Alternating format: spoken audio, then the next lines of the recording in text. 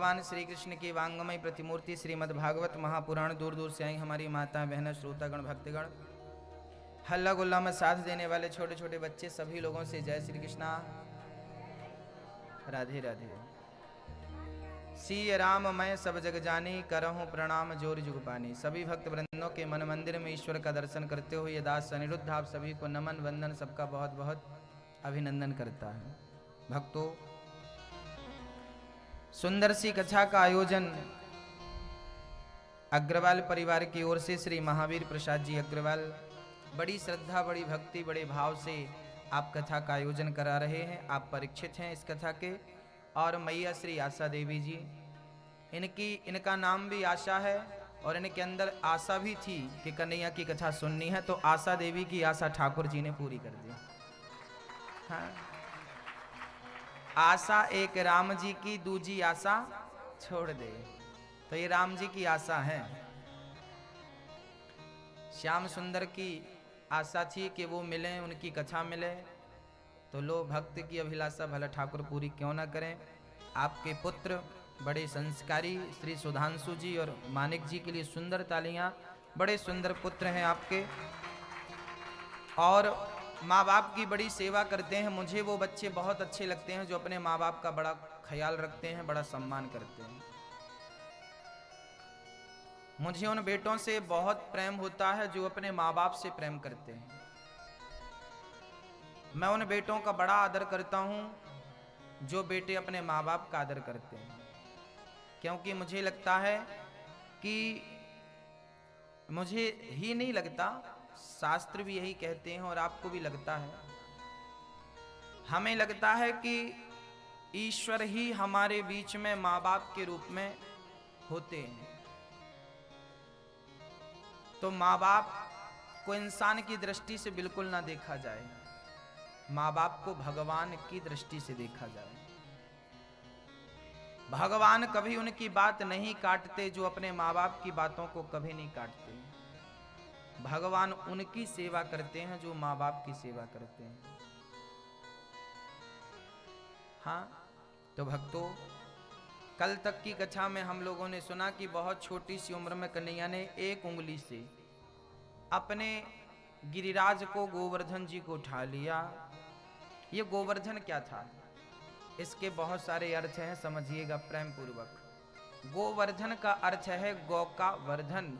भगवान ने गायों का वर्धन किया है, गौ की सेवा की है।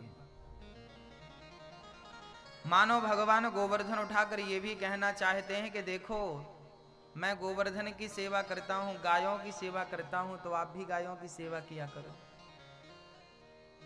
आप लोग गायों की सेवा नहीं करते ना? नगर पालिका उठा के ले जाती है, पालो तो। बड़ी विडंबना है, आजकल हम गाय की सेवा नहीं करते। कहते हैं जहां गाय के जब गृह प्रवेश होता है ना, तो शास्त्रों में विधान है कि सबसे पहले गाय को प्रवेश दिया जाता है नए घर में। गाय के प्रवेश के बाद ब्राह्मणों को, साधुओं को प्रवेश दिया जाता है। घंटा, शंख, चक्र के साथ घर में प्रवेश करते हैं। वो घर शुद्ध हो जाता है जिस घर में गाय के चरण पड़ जाते हैं। इसलिए गाय हम सबकी माता है, गाय की सेवा अति आवश्यक है। गाय की पूरे रोम रोम में देवी देवता हैं, ये तो बाद का सब्जेक्ट है, पर गाय प्रत्यक्ष गाय ही एक ऐसी गाय है। आपके कुछ लोगों के हिसाब से गाय पशु है, हमारे हिसाब से नहीं। कुछ लोगों के हिसाब से गाय पशु है, परंतु गाय पशु नहीं है, ये बात मैं सिद्ध करके बता दूंगा कैसे। क्योंकि गाय ही एक ऐसी माँ है जिस गाय माँ को हम माँ कहते हैं, इसलिए क्योंकि गाय ऑक्सीजन लेती है तो ऑक्सीजन ही छोड़ती है। 84 लाख योनियों में और किसी के पास ईश्वर ने ये फंक्शन नहीं दिया। आप ऑक्सीजन लेते हैं तो बदले में छोड़ते कुछ और हैं।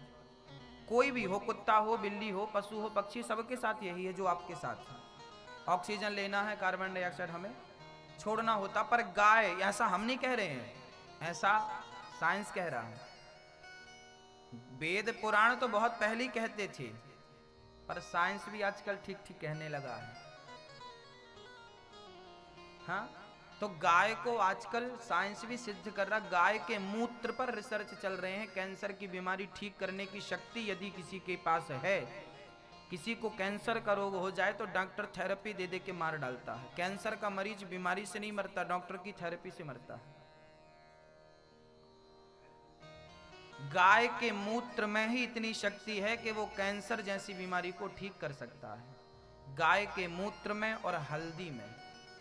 आपसे मैं फिर से निवेदन करूंगा कि रोज सोने के पहले 1 चम्मच हल्दी खाया करिए, 1 चम्मच भर के, no side effect, no problem.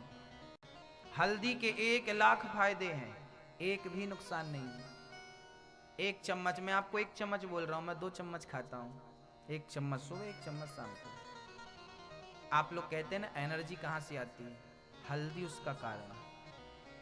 रोटी नहीं खाता हूं मैं, 1 रोटी 1.5 रोटी बस, हल्दी ज्यादा आपको कभी बीमार नहीं होने देगी। हल्दी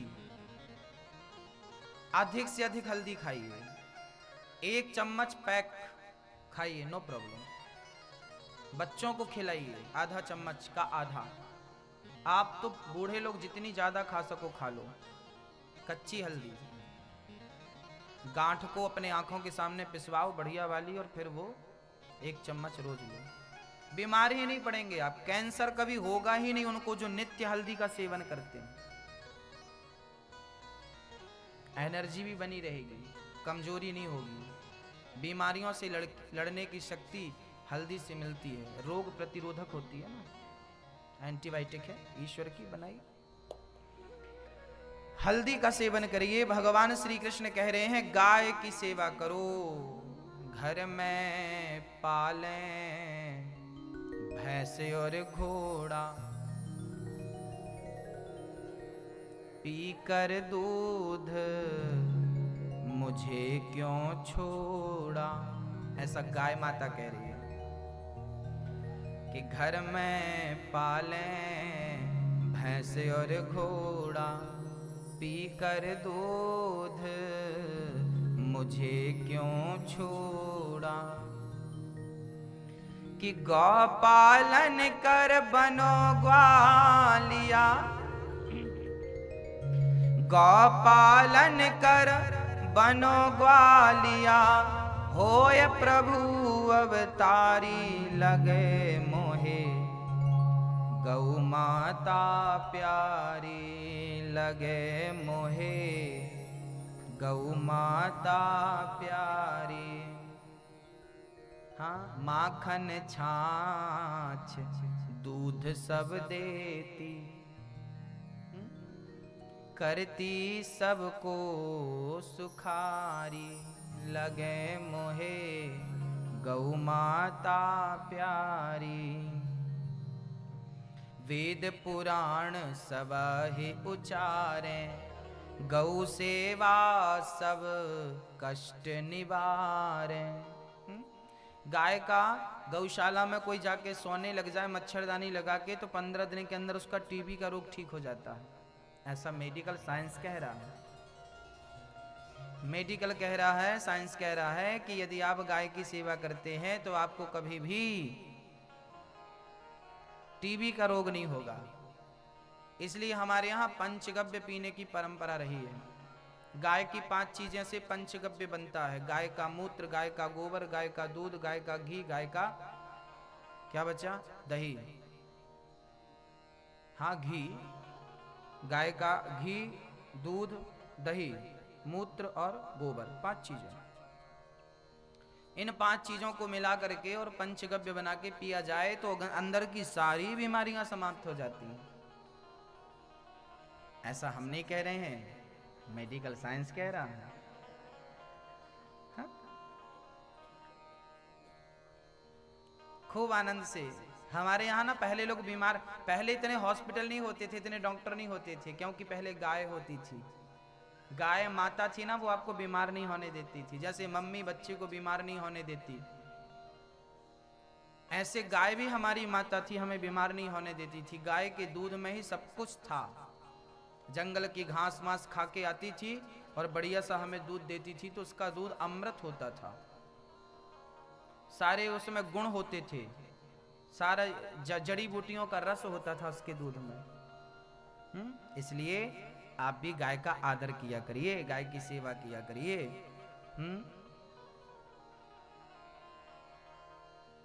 भक्तों, भगवान श्री कृष्ण, आप लोग गाय से प्यार करते हैं कि नहीं?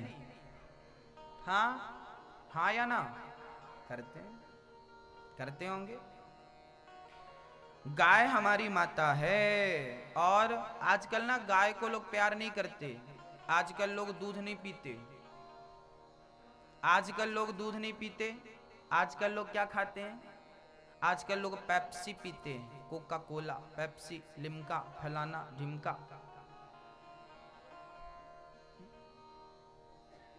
आप लोग भी पीते होंगे ना पेप्सी, कोका कोला? अभी ठंडी में थोड़ी पीता है कोई, गर्मी में पीते हैं। ये चीज क्या है मैं आपको बताऊं, ये सारी चीजें विदेशी चीजें हैं। देखिए, लिम्का, पेप्सी, कोका कोला, जितनी चीजें हैं ये सब विदेशी कंपनियां हैं। ये भारत में व्यापार करने आती हैं। एक बोतल पेप्सी 25 पैसे की बनती है। इसकी कीमत, रियल कीमत क्या होती है? 25 पैसे। और ये बोतल भारत में आती आती 20 रुपए की हो जाती है, 15 रुपए की हो जाती है। हाँ या ना? हो जाती है। इसलिए मैं आपसे निवेदन करता हूं कि हिंदुस्तान का हजारों लाखों करोड़ रुपए हर साल पेप्सी और कोका कोला की कंपनी को चला जाता है। हजारों लाखों करोड़ रुपए साल का। और कब से पी रहे हैं वो, कितना पैसा चला गया, पानी में चला गया। हाँ, इसलिए हमारे बुजुर्ग कह के गए हैं कि भारत की बनी चीजों को ज्यादा महत्व दिया जाए। हमारे देश में किसान फांसी लगा के मर जाता है। गन्ने का किसान, यूपी में कितने किसान मर जाते फांसी लगा के, सुना होगा, आए दिन टीवी पे चलता। किसान फांसी लगा के मर रहे हैं। क्यों? क्योंकि आज गन्ने का जूस आप नहीं पीते, पर पेप्सी कोका कोला पीते हैं। घर में आए मेहमानों को गन्ने का जूस नहीं, कोका कोला पेप्सी पिलाते हैं। इसलिए आपसे वो कंपनियां करोड़पति अरबपति हो गई और भारत का किसान फांसी लगा के आपके होते हुए मर रहा है। क्योंकि आपने अपने अतिथियों को यदि गन्ने का जूस पिलाया होता तो किसान भारत का फांसी लगा के ना मरता। कहीं ना कहीं उसकी आत्महत्या में हम आम पब्लिक भी जिम्मेदार है। ये भारत की आर्थिक स्थिति की मैं बात कर रहा हूं। देखिए, यदि आप देश के सच्चे नागरिक हैं तो आपका भी कर्तव्य बनता है कि आप देश के प्रति क्या कर रहे हैं। हम परिवार की चिंता करते हैं, बट अपनी चिंता करते हैं। कोशिश ये भी करनी चाहिए कि हमें अपने देश की चिंता करनी चाहिए। थोड़ी सी तो करो, आप 100% ना करो तो 5% तो करो भाई। पेप्सी पीने से आपका कोई भी डॉक्टर कह दे, इंडिया का कोई, भारत का कोई भी डॉक्टर कह दे कि पेप्सी से आपको एक फायदा है, मैं आपकी जीवन भर सेवा करूंगा, दास बन जाऊंगा आपका। एक भी डॉक्टर कह दे कि इसमें एक भी फायदा है, एक भी फायदा नहीं है पेप्सी कोका कोला से। वो पी रहे हो आप, वो जान लेने वाला है। और आपको बता दूं, टॉयलेट साफ करने का जो हार्पिक होता है ना, विदेशों में पेप्सी कोका कोला से टॉयलेट साफ की जाती है। क्योंकि ये टॉयलेट साफ करने की चीज थी, लेकिन यहाँ के लोग बेवकूफ थे ना, सब पी लेते हैं, वो भी पी लिया। यहां बिना विचारे सब काम होता है। आप यकीन मानिए,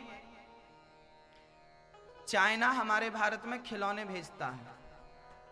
आज जितने भी बच्चे खिलौने से खेलते हैं ना, ये सारे खिलौने चाइना से आते हैं। ये सारे खिलौने 2010 में चाइना अमेरिका लेके गया था, वहां की बाजार में उतारने के लिए। पर वहां के लोगों ने, वहां के साइंस ने, वहां के साइंटिस्टों ने पहले देखा कि सही है या गलत। देखा तो पूरा खिलौना गलत था। मतलब उसमें ऐसे केमिकल थे कि बच्चे खिलौने को मुंह में डालते हैं तो बच्चों को कैंसर होने का खतरा था। अमेरिका ने सारे खिलौने रिजेक्ट कर दिए। ये बात यदि गलत है तो आप मुझे फांसी पर लटकाना। 2010 में लगभग सारे खिलौने अमेरिका से वापस आ गए, और वो सारे खिलौने अमेरिका ने नहीं खरीदे पर भारत ने खरीद लिए। और भारत की बाजारों में धड़ल्ले से बिकने लगे, और बच्चे खिलौने तो मुंह में डालते हैं। वहां की सबसे गंदी से गंदी चीज से खिलौने बनते हैं अमेरिका, वहां चाइना में, और वो आपके बच्चे मुंह पर डालते हैं। आपको ज्ञान ही नहीं कि क्या सही है क्या गलत है। बहुत पैसा है, फिजूल खर्चा करते रहो, कुछ भी करो, कुछ भी खरीद लो। बहुत सारी चीजें आप वो खरीद लेते हैं जिनका आप कोई उपयोग ही नहीं होता, पड़ी रहती घर में किनारे पे। क्यों इतना पैसा वेस्ट करते हैं, क्यों गलत करते हैं आप कहेंगे वो हमारी कमाई है ना, सारा पैसा भारत का पैसा है। हर नोट के ऊपर लिखा रहता है, ये देखो ये लिखा है भारतीय रिजर्व बैंक, ये पैसा मेरा नहीं है, ये भारत का पैसा, जब चाहे वो ले सकती है हमसे। ये भारत का पैसा तुम्हें उपयोग के लिए दिया गया, इसका फिजूल उपयोग ना करो। अपने देश से भी थोड़ा बहुत प्यार किया करें हम लोगों, और देश के बारे में भी सोचा करें, क्या खाएं क्या ना खाएं, क्या पिएं क्या ना पिएं, क्या खरीदें और क्या ना खरीदें, इसके बारे में थोड़ा विचार हम भारतवासियों को करना चाहिए। यदि ये विचार करने की शक्ति हमारे अंदर होती तो हमारा भारत आज इतना गर्त में ना चला जाता। कारण हम भी हैं, इसलिए भगवान श्री कृष्ण ना गाय की सेवा करते थे, है ना। गाय का दूध बढ़िया, गाय का दूध खा खा करके पी पी करके कंस को मार दिया कि नहीं। आप अपने दुश्मन से मार सकते हैं, भले उनके पास कैसे भी अस्त्र शस्त्र क्यों ना हो। गाय की शक्ति बड़ी थी, भगवान ने अवतार लेकर के गाय की शक्ति को आपके सामने रखा, और हम लोग फिर भूल गए। हम लोग कुत्ते पालने लगे, गाय पालना छोड़ दिया, कुत्ते को हम लोग महत्व देने लगे।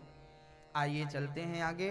भगवान श्री, ये गोवर्धन कौन थे? कहते हैं कि भगवान श्री कृष्ण जब राम सेतु राम जी बना रहे थे, बड़े बड़े बंदर भालू पत्थर पर राम राम लिख के सेतु बना रहे थे, समुद्र में डाल रहे थे, तब हनुमान जी हिमालय गए और हिमालय से द्रोणागिरी के पुत्र को, द्रोण के पुत्र को जिनका नाम गोवर्धन था, वो गोवर्धन को लेकर के आए। हनुमान जी ने कहा गोवर्धन, उस समय गोवर्धन कहाँ थे? उत्तराखंड में, उत्तरांचल में द्रोणागिरी के पुत्र थे। द्रोणागिरी से कहा कि आप राम सेवा में चलोगे, मना कर दिया। गोवर्धन से कहा तुम चलोगे? हाँ हाँ मैं राम सेवा में चलूंगा। तो हनुमान जी ने हाथ में लिया पूरा गोवर्धन और चल पड़े। वो वृंदावन पहुंचे थे कि खबर मिली कि आप लोग जितना पत्थर जहां लिए हैं सब वहीं रख दें, क्योंकि राम सेतु संपूर्ण हो चुका है।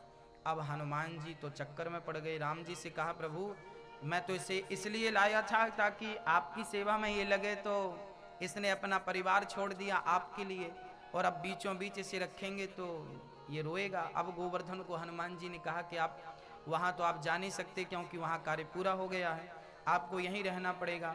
गोवर्धन बोले कि मैं किस विधि से रहूँगा ये तो बताओ, मेरा परिवार मुझसे आपने छीन लिया, और जिस कार्य के लिए लाए थे वो कार्य राम की सेवा में लग जाता तो मेरा कल्याण हो जाता, पर मुझे आपने वहां भी नहीं रखा। तब हनुमान जी ने राम जी से आग्रह किया प्रभु ऐसी ऐसी बात है, क्या करें? तब राम जी ने कहा कि हनुमान जी गोवर्धन से कह दो कि उसने मेरी सेवा के लिए अपने परिवार का त्याग किया है, तो अगले जन्म में मैं खुद उसकी सेवा करूंगा, और उससे कहो कि वो वहीं रहे, मैं खुद आकर उसकी तलहटी पे लीला करूंगा और उसका दर्शन करूंगा, अपनी हथेली में उसे धारण करूंगा। हनुमान जी ने उस पर्वत को यहाँ स्थापित किया, और द्वापर त्रेता के बाद द्वापर में भगवान ने अपने वचन का पालन किया, गोवर्धन की सेवा की, परिक्रमा लगाई, मानसी गंगा से स्नान कराया, 56 भोग लगाए, और कहा भगवान कृष्ण ही इस कलयुग में गोवर्धन के रूप में विराजमान है। हाँ, गोवर्धन के रूप में भगवान विराजमान है। बोलिए गिरिराज धरण भगवान की। भक्तों, एक दिन एक बढ़िया सी बात हुई। आज भगवान का मन हुआ, एक दिन नंद बाबा को ना वरुण देवता चोरी करके ले गए। यमुना जी में गए थे स्नान करने, 9 एंट्री में चले गए।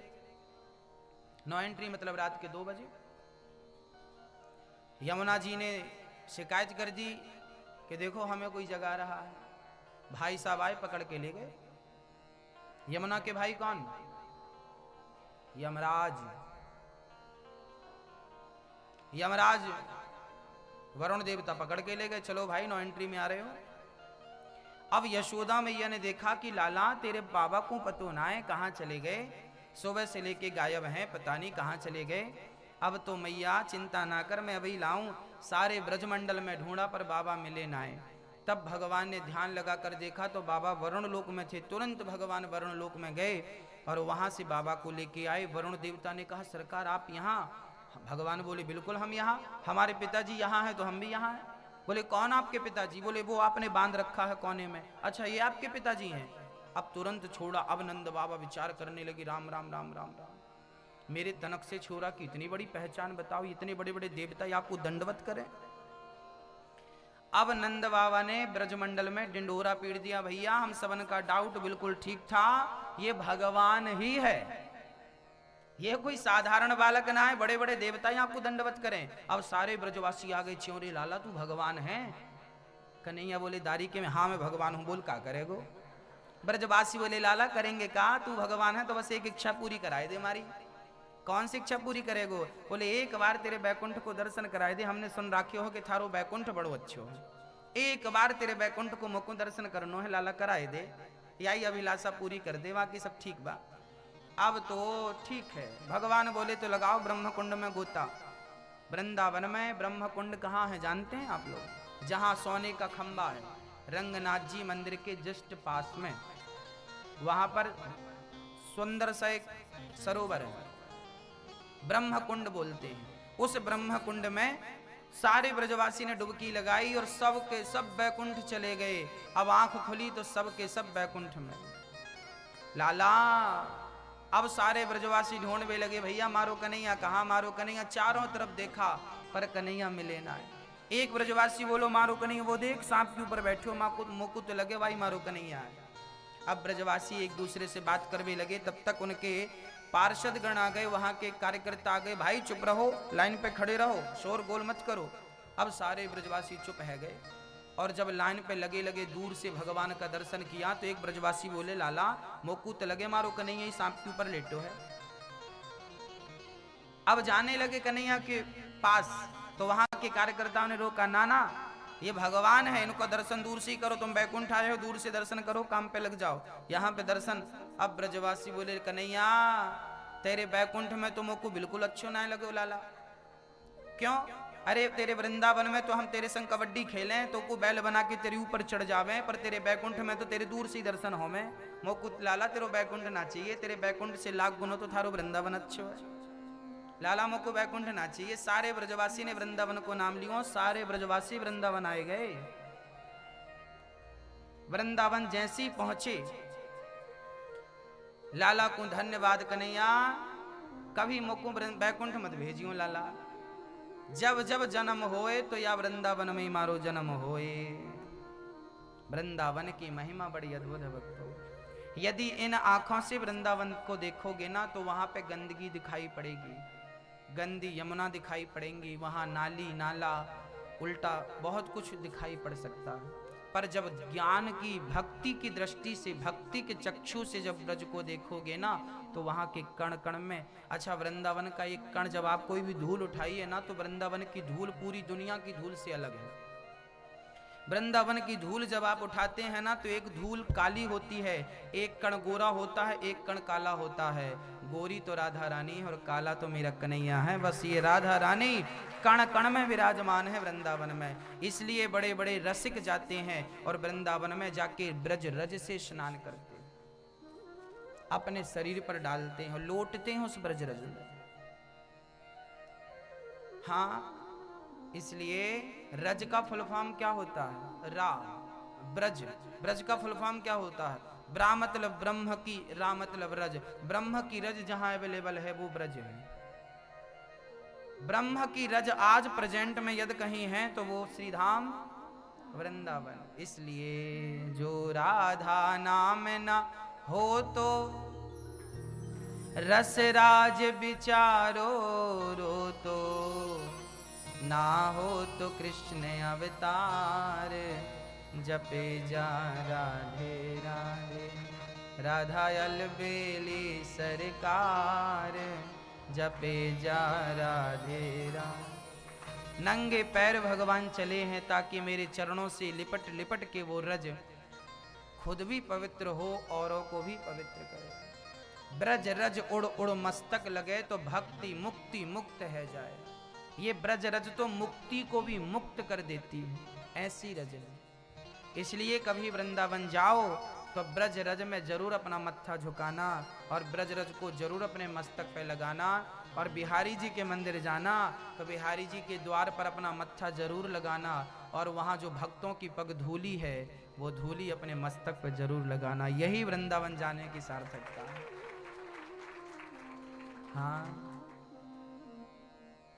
गुरु के चरणों की रज और भक्तों के चरणों की रज बहुत श्रेष्ठ। हाँ, श्री गुरु चरण सरोज रज। हाँ? श्री गुरु चरण सरोज रज, ये गुरु जी के चरणों की जो रज है ना, आहा उसकी वंदना। वंदौ गुरुपद पदुम परागा, सुरुचि सुवास सरस अनुरागा।